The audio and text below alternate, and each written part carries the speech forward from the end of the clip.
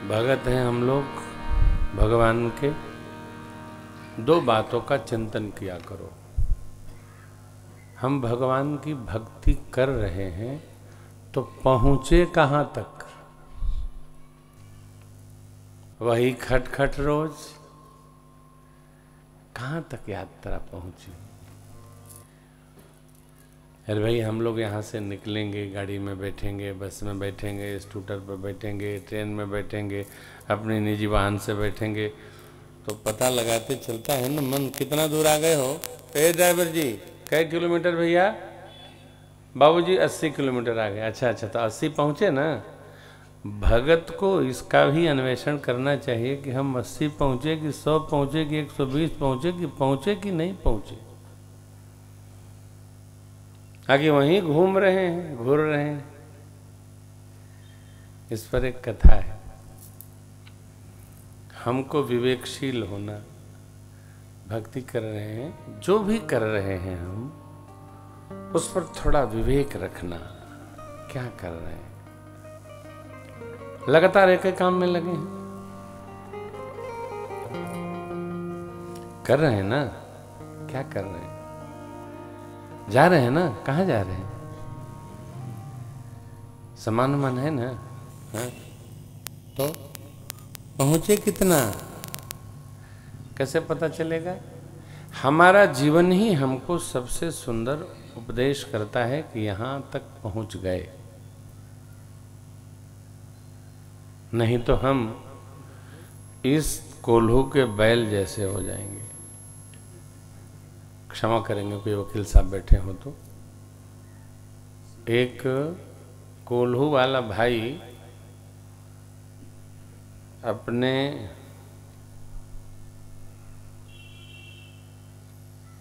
बैल के गले में घंटी बांध दिया और बैल को क्या बोलते हैं आपके यहाँ, आंख में अनहवट्टा लगा दिया। यहाँ क्या बोलते हैं? है? पट्टी नहीं बोलते, अनहवट्टा। मैंने दिखाई न पड़े कि क्या कर रहे हैं, कहाँ जा रहे हैं। आप यूँ कह सकते हैं कि वो, हाँ आपकी भाषा में पट्टी लगा दिया, पट्टी लगा दिया और घंटी पिना दिया।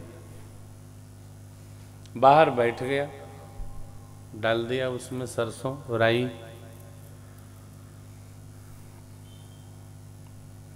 एक पढ़े लिखे बाबूजी वकील साहब थे, आ गए।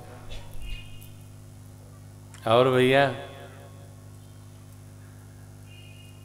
ताजा कोल्हू का तेल मिलेगा? बाबूजी अभी अभी चल रहा है, बस घंटा भर में तैयार हो जाएगा। वो तो बूंद बूंद गिरता है। बोले आप यहाँ बैठे हैं तो पैर कौन रहा है? बोले वो तो कोल्हू को बाबूजी हम नहीं खींचते, हमारा बैल खींचता है। क्या बैल खींचता है? तो आप बाहर बैठे हो तो बैल खींचेगा कैसे? बोले हमने सब व्यवस्था कर रखी।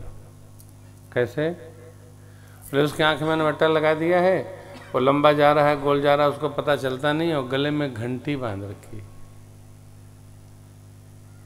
तो वो चलता रहता है, तो घंटी बजती रहती है, तो मैं समझ जाता हूं कि हमारा बैल चल रहा है। और पढ़े लिखे आदमी, क्यूरियोसिटी बहुत होती है इन लोगों को, तो थोड़ी देर बाद वो निकाले अपनी बुद्धि का तलवार, कहे बाबूजी भैया हो, यदि बैल खड़ा खड़ा ही गर्दन हिलाता रहे तो?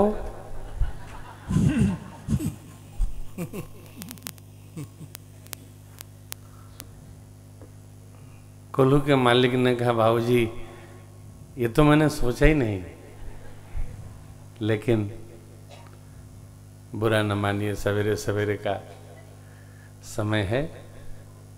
बाबूजी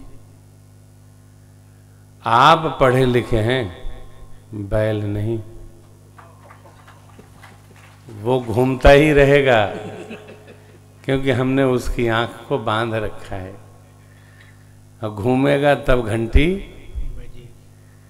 खड़े खड़े वो घंटी बजा ही नहीं सकता है, क्योंकि उसको अपना काम पता है। झेप गए सवेरे सवेरे बेचारे। देखो अभी जो गांव के लोग होते हैं ना, ये बड़ी बुद्धि रखते हैं, बड़े समझदार। हम जब अपने गांव जाते हैं, उनके साथ बातें करके बड़ा सुख मिलता है। बुद्धि तो हम उतार के ही बैठते हैं, लेकिन आप अनुभव करेंगे एक बड़ी मर्यादा है वहाँ। हम जब गांव जाते हैं, नौजवान लोगों से मिलते हैं, हमको बड़ा सा तखत लगा देते हैं। कितना भी आग्रह करो तो कोई हमारे बगल में नहीं बैठता। भैया आइए ना, जगह है, हम लोग तो साथ पड़े थे। अरे नहीं बाबू, आपके साथ कौन बैठेगा, आप भगवान के भक्त हैं, हम लोग तो संसारी जीव हैं। उनकी बात सुन के हमारे आंख में अश्रु आ जाते हैं। कितना स्नेह है और कितनी ममता है। शहर के लोगों को तो भैया हमारा आसन बिछा उसी पर बैठ गए। लो, बड़ा कठिन है हो। अरे सॉरी, देख नहीं पाए। क्या नहीं देख पाए? होता ही नहीं, कुछ होता ही नहीं। ये शील है आज भी। ये तो बुरा न मानिएगा, ये तो पंचायती राज का जो नियम लागू हुआ ना, उसने गांव के लोगों में जातिवाद का वो जहर घोल दिया है। नहीं तो गांव में जो प्रेम था वो अयोध्या और बैकुंठ जैसा प्रेम था। कोई तुलना नहीं थी। कोई जानता ही नहीं था कि ये यादव कक्का हैं, कि पटेल कक्का हैं, कि भरऊ कक्का हैं, गणेरी कक्का हैं, गौड़ कक्का हैं। कोई जानता ही। राजनीतिक लोगों ने हमारे गांव में जहर घोल दिया। ये ठीक नहीं है।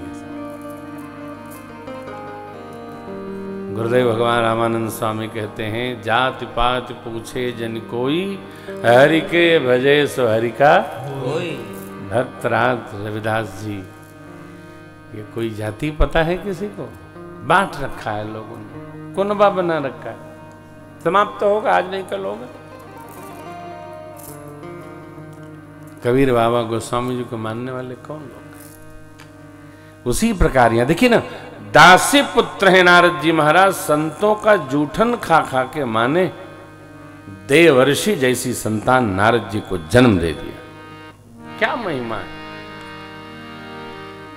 आप श्रीमद आ जाओ चैत रामनवमी में, पंगत जब आश्रम की बैठती है तो कोई पूछता है कौन कहां से आया है? इस बार हम भी पंगत में खाएंगे 2 दिन। संकोच के मारे नहीं जाते लोग, उठ के इधर उधर हो जाएंगे। पंगत बिटती है साहब, कोई पूछता ही नहीं है। आनंद होता है।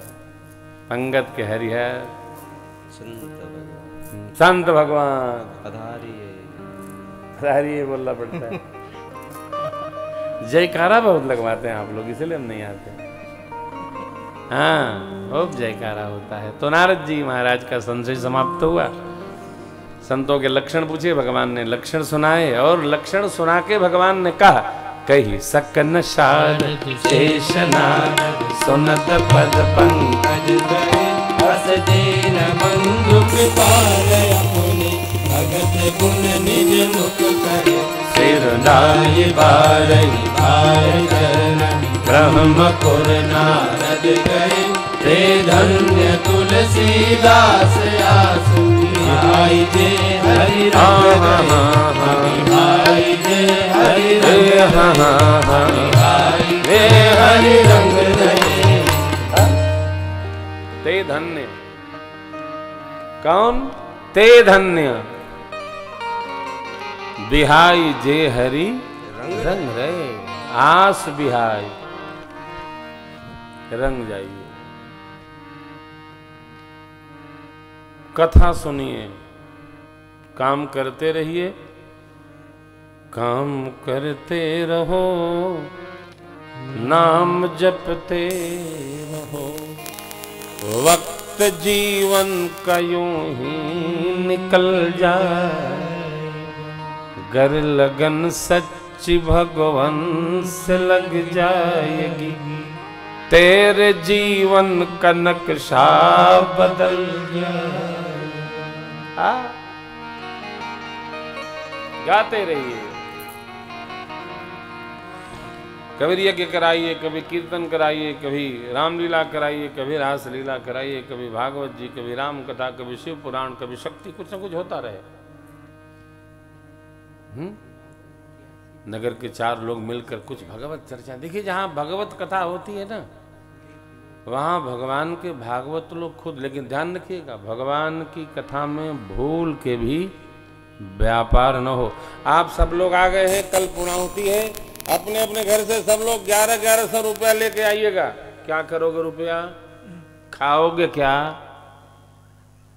ये इस प्रकार की ठगी भगवत कथा में कदापि नहीं होनी चाहिए।